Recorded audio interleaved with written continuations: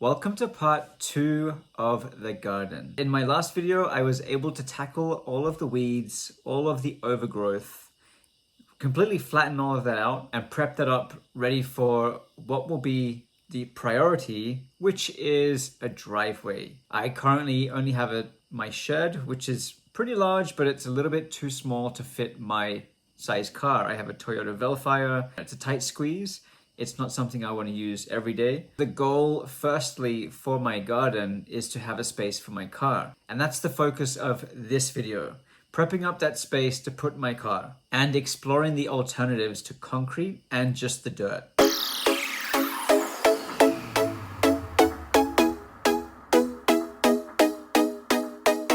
Happy travels! Hi, I'm Matt Guy, and I bought this beautiful $6,000 house in the deep snow country of Myokokogen in Japan, 10 minutes away from some of the best ski resorts in the country. This is my property renovation and lifestyle series, where I'll be teaching you how to do the same thing that I'm doing. Or you can just follow along if you want to see my journey. I've also traveled extensively through Japan and have visited all 47 prefectures in the country. I've hiked some of the highest peaks and been to countless numbers of ski resorts. You can check my Instagram for more adventures too, at im.macguy. Thanks for subscribing and for your support. Happy travels! Finally gonna buy one of these. I've needed this the whole time, I'm finally gonna get one. You can hear my DIY store just shouting at me here. Peaceful Japan, but it has to shout at you all the time. Always selling you something. This is not bad for like 50 bucks. This is 5,000 yen, so 30 US dollars. Yeah, this is great. So this is how it's looking now. I've actually got quite a lot of soil to remove here. The level is pretty high, and I'm gonna give this a try myself first. But if I get stuck, I'm gonna be asking these guys who helped me last time remove the trees. But I just want to give this a spin first myself, because I do want to be self-sufficient. And I actually just like digging. Well, I said that now, but yeah, let's see how it goes.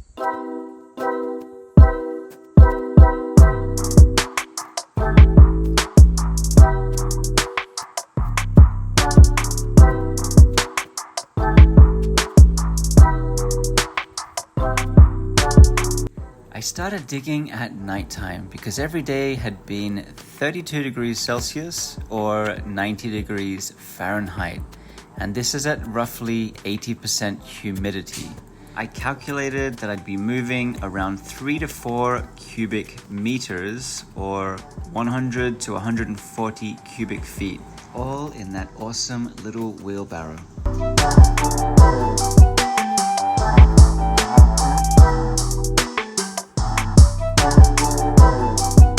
As I mentioned in the previous video, I was able to take this soil directly across the street and put that onto the rice field. We have a communal area where we put our vegetation and things that we don't need. So our soil, our cuttings, our trimmings, that all goes there onto the rice field. Previously, I took over a lot of different flowers and they're now growing wild in that field.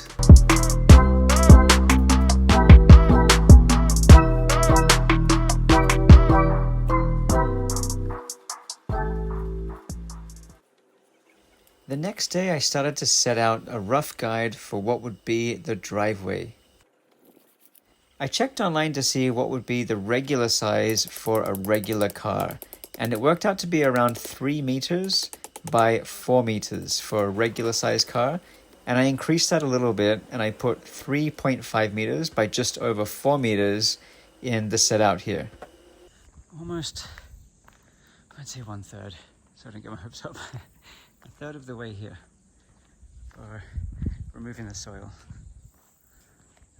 Going well. I won't take away too much from down here. It'll just be a skim. Slowly getting through removing the topsoil. This morning I turned the soil on the left side, you see, so I'm a bit more than halfway there. But I turned that soil, I lifted it, so it could dry out a little bit. Now when I try to remove that, it's going to be lighter, I hope, as I kind of wheelbarrow that out. I'm drenched. Probably got another 2 hours left of digging. I'm gonna have a short break. Feeling happy with where it's at. I'll space it out. I'll try to do this during the times where, so I tried to hit the shade first and then I get distracted a little bit, but hot. Down at the DIY store, this would be my base to my driveway right here. That's what I would put down, whether I'm doing concrete or something else. Here's also a good option. So this is that Pebble, let's see, for putting those pebbles down like this inside here. That'd be great for drainage, which is awesome for what I'm looking for. Oh, these are tempting too. Stones here. Okay, they have everything I need right here. But this is what I'm thinking right now. I'll just get this, and then I'll need to compact this down with a compactor. This is how it starts. 330 yen per 20 kilos. Probably need, so I'm looking at least 15 square meters. I'll probably need at least 20 bags of this stuff.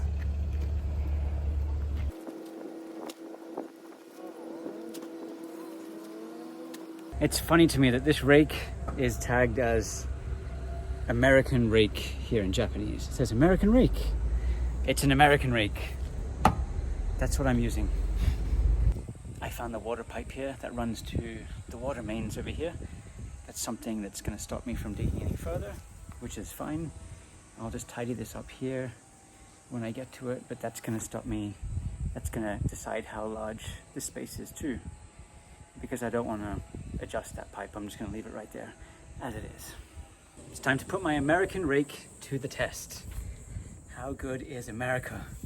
I have confidence in this rake. Let's see.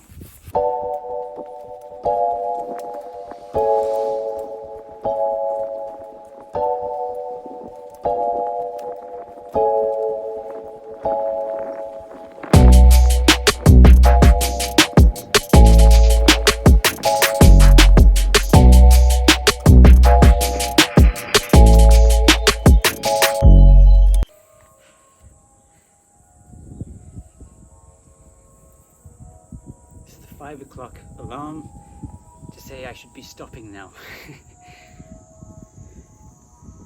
But I've actually just started.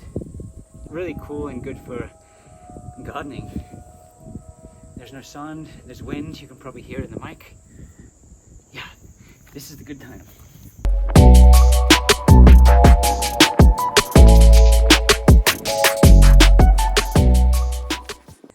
I'll have to do some adjustment, but just 5 minutes of using that American rake, that American power, and I'm here, I'm at this level.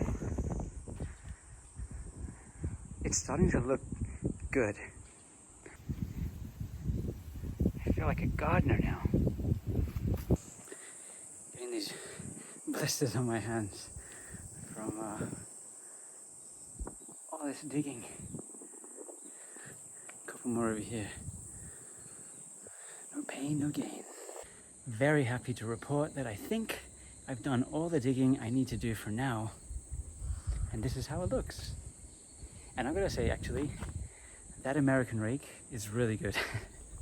It does work really well. Top will be to space out this road base over the top before I compact it.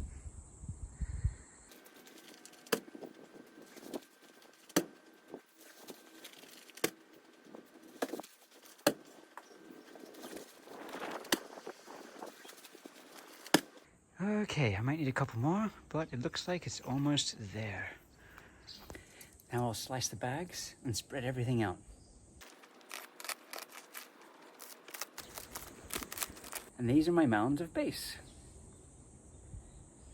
Time to spread it out, and tomorrow I'll compact it, but for now, I just need to smooth it out and get it as kind of level as I can for now. The next step will be to top this up with sand, level it out, and compact it. My neighbor came out and gave me this drink. just said that I'm working too hard. I need to have a drink break, and I'm not eating enough. Always taking care of me. Just picked up another 700 kilos of rocks and sand, which I'm going to start filling over here. I'm getting my exercise in.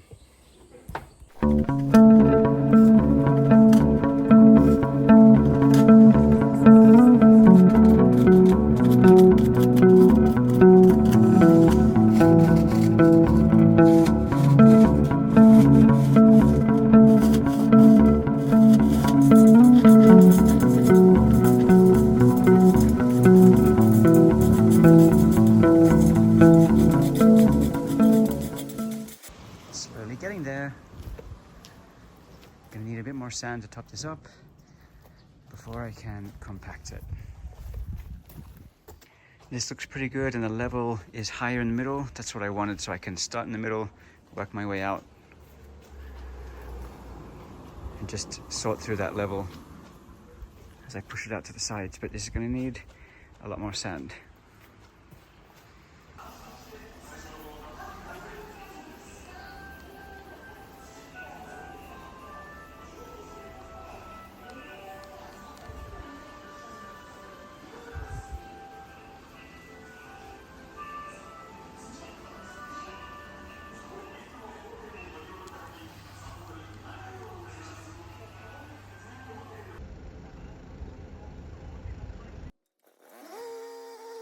Here I use the compactor to go over all that I've put down and then level it off with a piece of wood.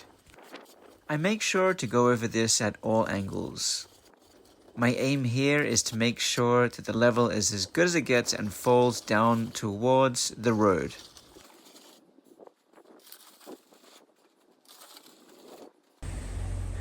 Looks good. So I've flattened it as much as I can, but put that fall in it, coming towards this way, and trying to direct it away from the shed so I don't get water problems under there. But even with this ground, it should, not like concrete. Concrete's going to push it all into one spot. This is going to let things seep through with the Pebble system.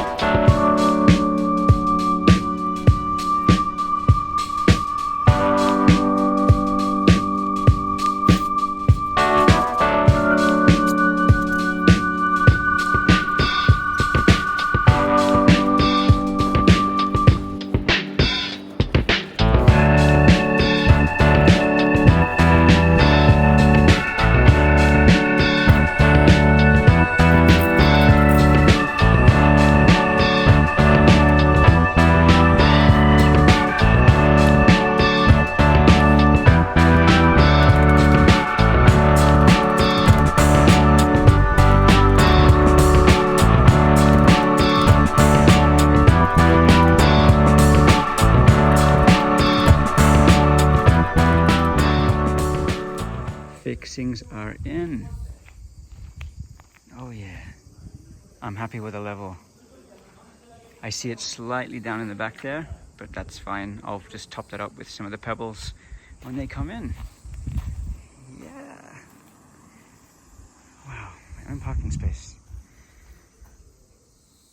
Still have plenty of this weed mat left as well. I might put this up the front. So many weeds out there.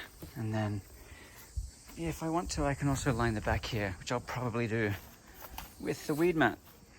And take a layer up. Stick that down. Back at the DIY store, I find this graphic that shows how much concrete retains heat versus some of the other stone options. The stones make sense for this Japanese hot summer. And these rocks are great for driving on because they don't get caught inside the tires. For this matting to work for the rocks, there needs to be sand underneath because it does have these edges that are going to dig in to what's below at the base. So for that reason, I've put more sand. I chose to go with the rocks as the water can easily fall through. And that's with consideration that we get a crazy amount of precipitation in this area. Plus, during the summer, concrete really retains the heat. But these rocks allow the air to pass through and cool down the rocks. Less heat and less water are a good thing for my property. Plus, I decided to use these mats as a way to retain the rocks. This is because I'll be shoveling snow here a lot during winter, and I want to retain the rocks as much as I can. The neighbors are always passing by and usually make some positive comments when they stop.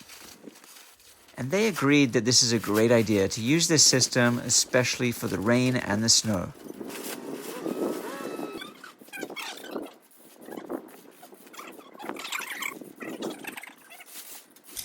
It's so hot out here. The neighbor just came out and gave us some juice. Always taking care of us. And this is the final finished product. I'm happy with the size and the way it looks. I'll need to decide what I'm doing with these edges here, how they meet around the parking space. Also on this side over here, tidying this up. And what will I be looking at from my kitchen window over here?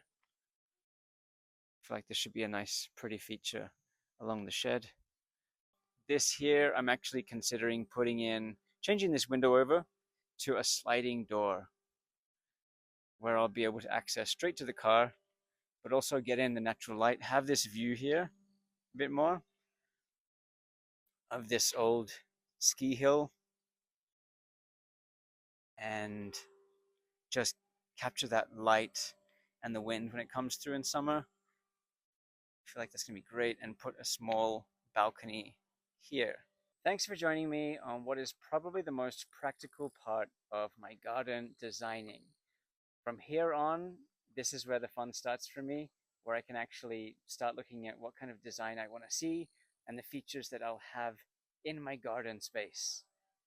Very excited to dip my toes, my hands into the soil and see what I can come up with for a Japanese style garden.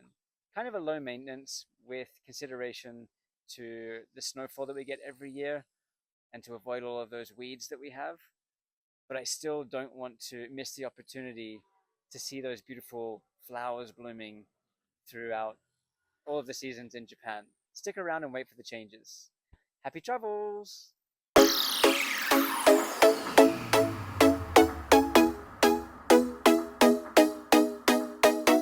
Happy travels!